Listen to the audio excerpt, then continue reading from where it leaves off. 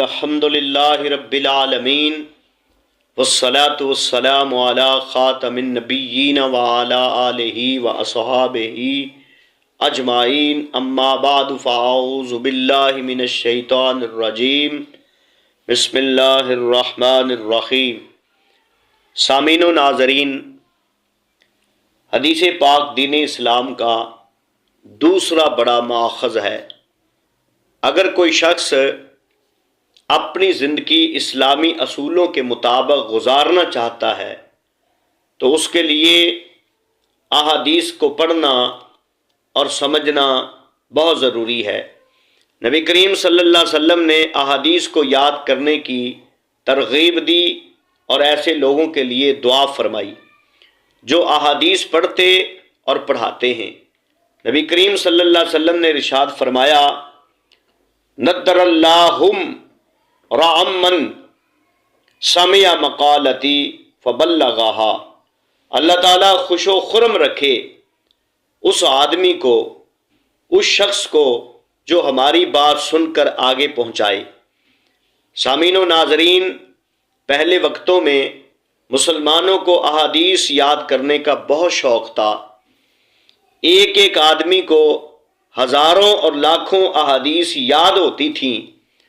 لوگ احادیث سیکھنے کے لیے بڑے بڑے لمبے سفر کیا کرتے تھے، لیکن افسوس کہ آج مسلمانوں میں احادیث یاد کرنے کا وہ ذوق نہیں رہا۔ پڑھے لکھے لوگ بھی احادیث یاد کرنے سے محروم ہیں۔ حالانکہ نبی اکرم صلی اللہ علیہ وسلم نے کم از کم 40 احادیث یاد کرنے کا حکم ارشاد فرمایا ہے اور ان کی فضیلت بیان فرمائی ہے۔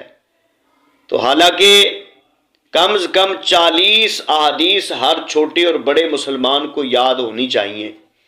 40 احادیث یاد کرنے اور انہیں دوسروں تک پہنچانے کی نبی پاک علیہ السلام نے جو فضیلت بیان فرمائی ہے، اس کے متعلق میں بیان کرتا ہوں۔ نبی کریم صلی اللہ تعالی علیہ وسلم نے ارشاد فرمایا، جس نے میری امت کو ان کے دین کے متعلق 40 حدیثیں پہنچائیں،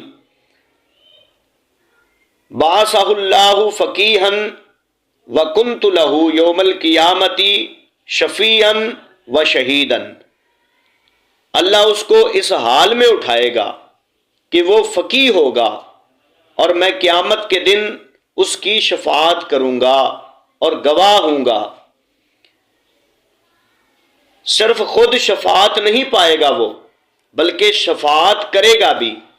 نبی کریم صلی اللہ علیہ وسلم نے ارشاد فرمایا کہ جس مسلمان نے دینی احکام پر مبنی 40 احادیث یاد کیں اور میری امت کو پہنچائیں، وہ قیامت کے دن آئے گا تو اس حال میں آئے گا، اسے کہا جائے گا، اشفع لمن شئت، جس کی تو چاہتا ہے شفاعت کر لے۔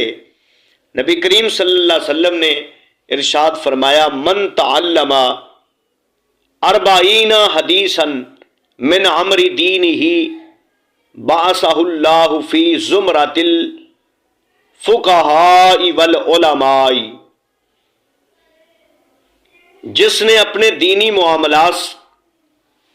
معاملات سے متعلق 40 احادیث یاد کیں، اللہ تعالیٰ اسے قیامت والے دن فقہاء اور علماء میں اٹھائے گا۔ اسی طرح ایک اور حدیث پاک میں ہے، جو مسلمان 40 احادیث یاد کرے گا اور ان کا معنی و مفہوم سمجھے گا، اسے کہا جائے گا، ادخل من ای ابواب الجنہ، جنت کے جس دروازے سے چاہو جنت میں داخل ہو جاؤ۔ سامعین و ناظرین، انہی فضائل کے پیش نظر ہمارے اسلاف نے 40 احادیث پر مبنی کتابچے بھی لکھے ہیں۔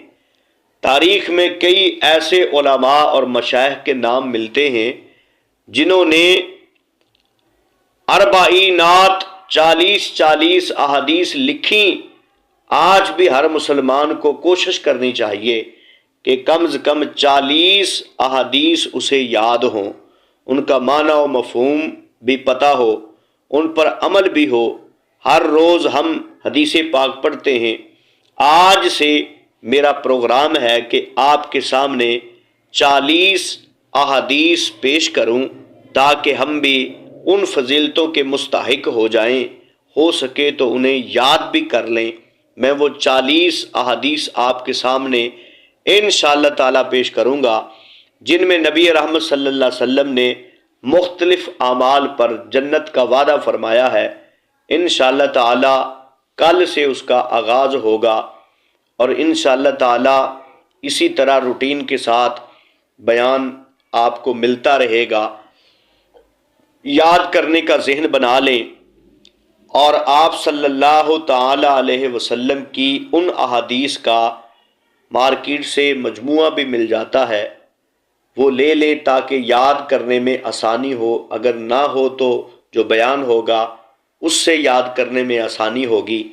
آخر میں دعا ہے، اللہ رب العالمین عمل کی توفیق عطا فرمائے اور دین و دنیا کی خیر عطا فرمائے، اور جو کچھ کہا سنا ہے اس کا ثواب ہم اپنے مسلمان بہن بھائیوں کو ایصال ثواب کرتے ہیں۔ اللہ کریم ان کی بخشش فرمائے، ماہ رمضان المبارک کے بابرکت ایام کا صدقہ ان کے درجات بلند فرمائے، آمین ثم آمین، وما علینا الا البلاغ المبین۔